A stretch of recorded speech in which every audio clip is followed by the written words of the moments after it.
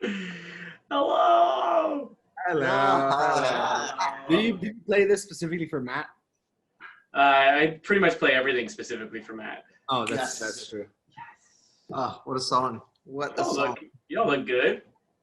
Thank you, On the sir. far side of an accomplishment, Amar, congratulations. What a beautiful Thank you gift very much. shared with the world. Do you feel... Did my mom send you those? Well decorated. Thanks for bringing some yellow into the picture. That's why I did it. I was like, we need more You have yellow. the bandana too. Oh yeah, the bandana. Got your bandana. Amar's been rocking it nonstop. Thanks, buddy. I realized that bandanas are so much better than masks. Yeah, I don't... What a way to start. Very off topic, guys. But Yeah, I'm just realizing this as I started using the Deep Kindness bandana, which actually gives you the superpowers to all of a sudden just be more, bright and kind out in the world. I've definitely noticed. I have noticed, yeah. Anytime you wear something that says kindness, it definitely, you have to be a little bit more kind. You wear discomfort stuff, which sort of requires you to constantly be uncomfortable. Different accountability. Okay, we don't have much time, y'all, and I want to get into the nitty gritty. We talked. Oh, congratulations, man! What a huge milestone. We've been, we've seen you start this journey and go through it, write the book, and it's been just amazing to finally see you sharing your message with the world at this scale. In a book, something that gives people access to your mind and your journey, and it's just so beautiful to watch people interacting with it. I'm personally waiting for the audiobook, but the lovely lady I'm dating, she finished reading it yesterday, and she's giving me the Spark Notes every night. Yeah. Yeah. Up there, the audiobook. There? No, I'm saying up there, the audiobook was recorded. Oh, no, this is true. I recorded the audiobook pretty much in 2 days in your all space, which I'm so grateful for. Amar, what is something that that the person you've been spending time with has offered you from the book that resonated with you? Like, has she said something like, "Hey, I want to focus on this," or "This helped me"? Was there something that you could translate for us? Wow, what a way to just corner me in, just right off the start.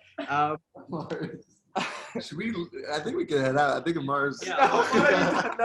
Mars got it. No. You're doing great, man. Matt, you're right. Bandanas are better than men.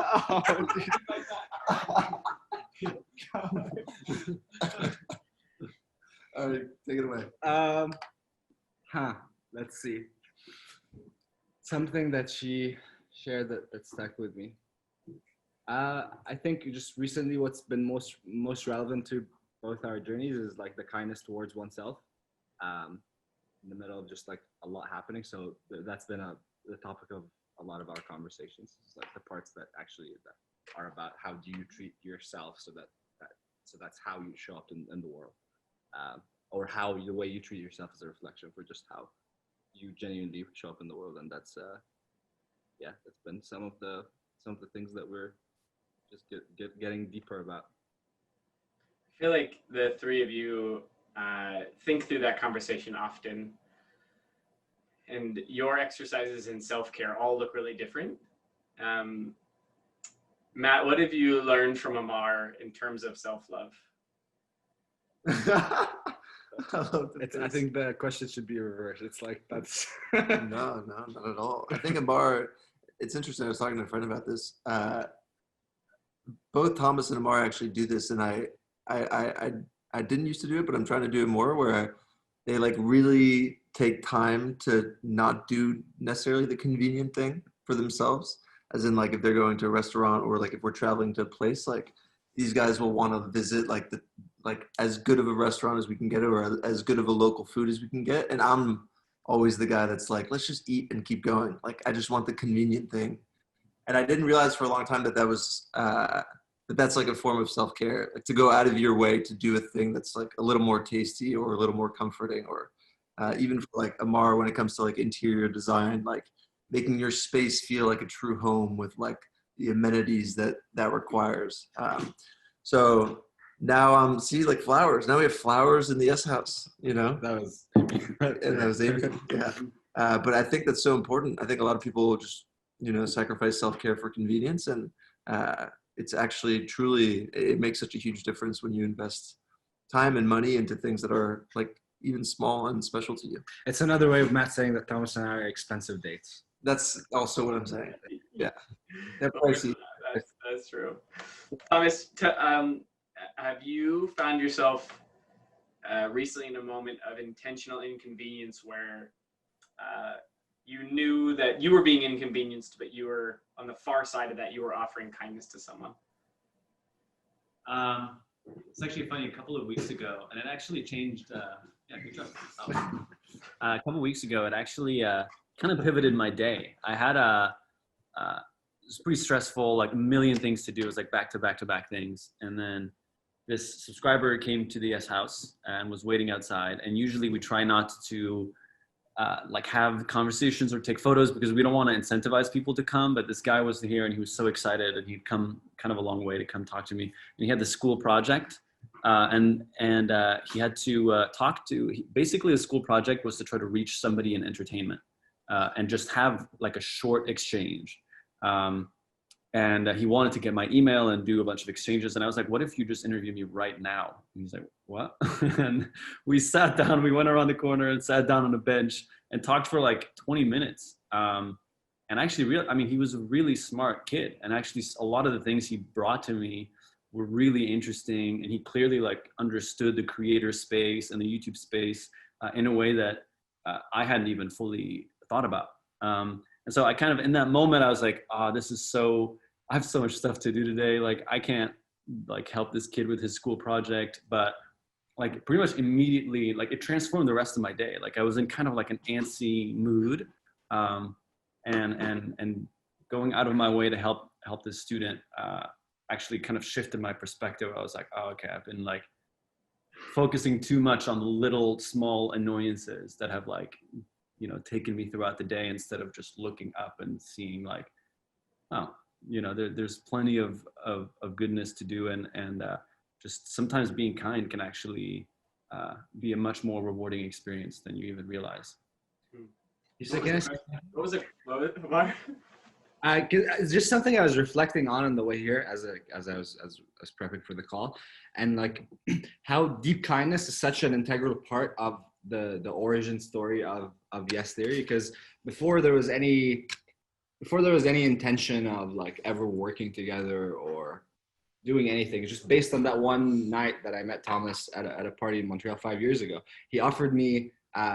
He knew that there was a gap of time where I wouldn't have an apartment because I was like leaving Montreal, moving to New York, and he just offered me his cash. And that wasn't necessarily a part of an exchange for anything at that point yet, but it was just like out of his deep kindness to make space and to have me come like join him and Matt as they were prepping for Project 30 at the beginning. And I was just thinking how that was, that's the reason Yes Theory exists. And that's why it was also so important for us, for kindness to continue being a cornerstone and the things that we do and then the message that we're trying to put out through our interactions with strangers, or even the way we show how we can be kind to each other, to ourselves, and to the world. So yeah, that's just a random reflection. It was also kind of the first, when we started Yes Theory, it wasn't just about doing the 30 things. It was about actually living true to that across the whole time, right? And I was like very protective of my space. Like I wouldn't let someone that I haven't met just come in and take over the couch. And I had roommates too. So it was like a moment where I was like, I'm consciously getting out of my comfort zone by allowing this guy to be on my couch. And you know, the assumption that I'm testing right now is that if I get out of my comfort zone, like unexpected things will happen. And it was like the firmest like moment of that happening, and meeting you as well, and like actually reconnecting, where I was like trying to make money being a DJ, something you and I talked about last week. And I walked into the bar that Matt was working at, and I didn't get the gig, but I met Matt. And it was like those things just kind of come together in a way when you combine that cocktail of kindness and getting out of your way to to be kind or to meet people or to start conversations that you're not usually used to, or maybe putting yourself in situations that are like slightly uncomfortable. And as you say, deep kindness is not easy, right? It's not always convenient, but it's always the most rewarding. It's not the surface level stuff that actually cuts deep and brings you together. It's the things that are inconvenient that make the biggest difference. I know, I mean, I've sat in on some of these conversations around like the cornerstones of your work and how you want to continue to like steward a message that feels clear and honest and in alignment with what you want to be about. And I think some of those conversations are born from moments where you felt out of alignment. So for any of you guys, is there a time where you feel like kindness hasn't been a part of the equation, where you've strayed from that in some capacity, whether that's through the lens of Yes Theory or your own life recently? In alignment with what you want to be about. I'm not sure I fully understood the question. Like, was there any time that you didn't feel like you had the capacity to be kind? Is that the question? If kindness is a cornerstone of Yes Theory, has there been a time where you guys felt like you had to realign to that cornerstone because what you were creating, or even the way that you were being or living, no longer felt kind? I would say not in our work, but actually I would say we took away sometimes from our kindness towards ourselves, so that we never lose that touch in our work and our commitment towards it, and towards putting it out even more. So I'd say, like, no, in Yes Theory we're always super cognizant of it, but sometimes we just tend to look over it when it comes to our kindness towards ourselves.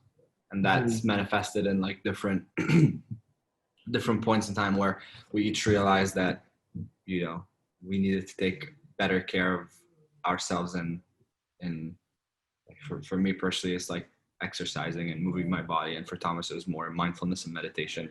For Matt, it was just like the combo of everything. Matt always was the lead, and, you know, being on to these habits that, you know, allowed us to see someone else doing them, taking care of themselves, being kind towards themselves, and for us to kind of adopt all that.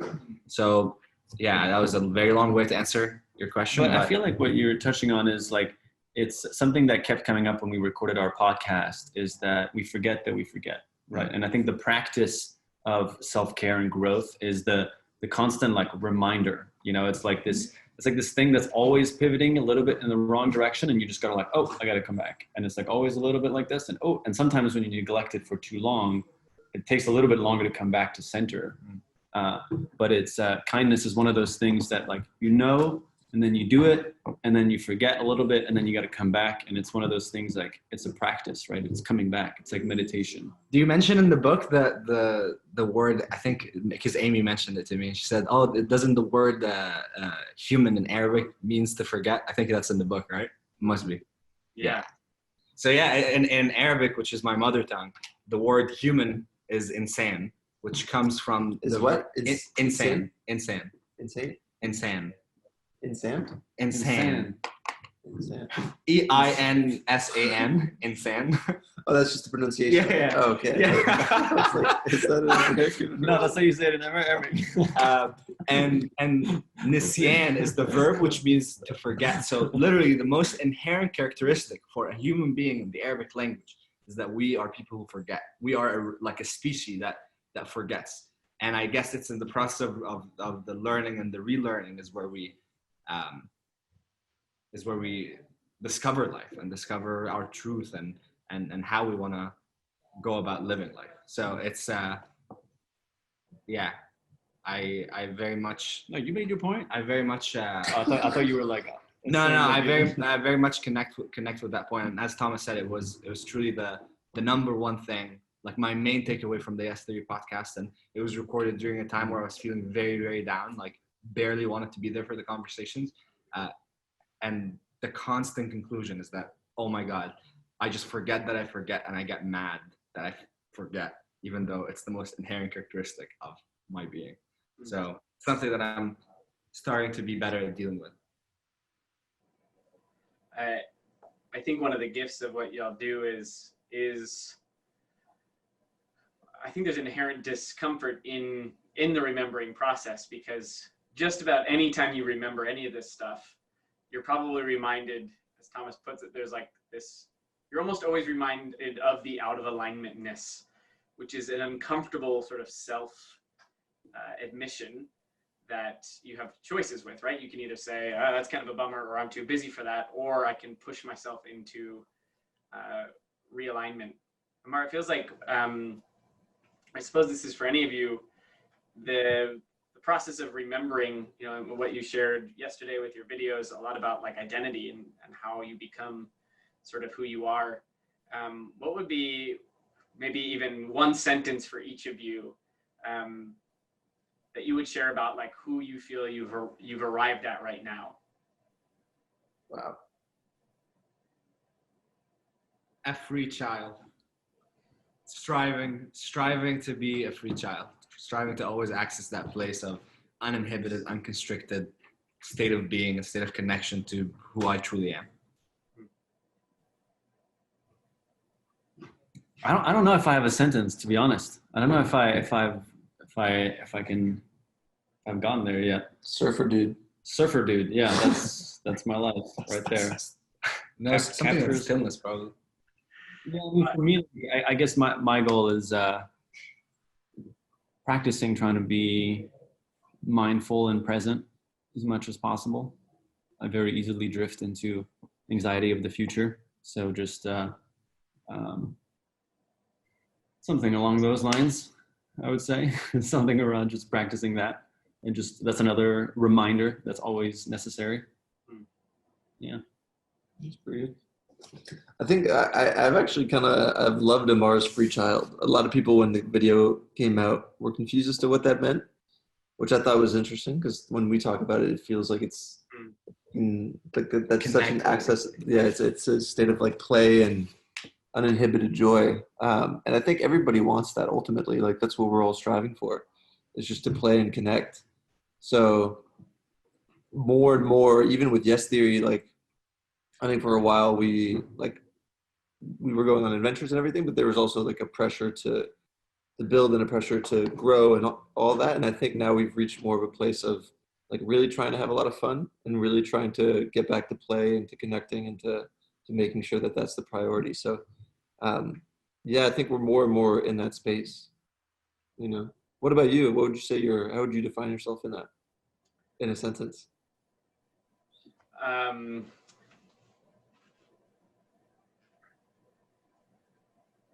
Someone who, through repetition and reflection, has arrived at a state of genuine compassion. I don't think that's where I presently am, but it is the thing that I am reminded to be most frequently, is to be in generous, in a state of generosity at all time would be the aim, whether that's generosity of spirit or play or listening or creation. Yeah, I think some of the conversations we've shared almost always leads back to freedom, which I think is sort of the inherent message to seeking discomfort, is that when we seek discomfort, what we discover on the far side of it is a freedom from fear. Like that uninhibited life is way more abundant than the one constricted by everything that culture lays on top of us. Love that. I also must say that what you said about your identity rings true for us as well. Like when we see you, whenever we talk about you to any friends or anybody, we're like, Houston is the ultimate example of practicing what he preaches. Like you write about kindness, and a lot of people write about certain topics and don't necessarily follow it up in real life, but you are literally like a living, breathing example of what you write about. So I think just the fact that like that's what makes this book so special, is that it's written by you. You know, like you are. I mean, I've texted. We've talked about this so many times, but you're just a gem, dude. And totally, and it's not like you were sitting around trying to think of a book to write. It's like you've been doing this for 10 years. And you're like, oh, maybe I should write a book about it, which is way more meaningful than the other way around. So what you're saying is I totally agree with that. I didn't write. I had this ghost written just in case you. Yeah. Yeah, someone else did this for me, but I'm a good brain. That'll be an exposed video on S Theory Plus. Yeah, Make sure you it's subscribe. Exposing Houston. I have a quick kindness question for you. We'll go one at a time. Matt, a synonym, another word for kindness is blank. Another word for kindness is I'd say self-care. Thomas, the opposite of kindness is blank.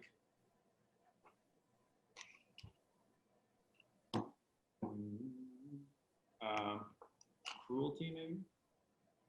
Amar, the kind of kindness the world needs is The one towards oneself and the planet. What was it? The one towards oneself and the planet. Here's your deep kindness challenge if you're ready for it. Who is someone in your life who has inspired you to seek discomfort? Who has helped you say yes to a meaningful life? I'm going to put up a prompt if you can see it on the screen. Maybe you can think of, maybe someone comes to mind in common, or one of you chooses whoever wants to share first. I'm going to use this opportunity. I'm going to use this opportunity to shout out somebody that never gets a shout out from us.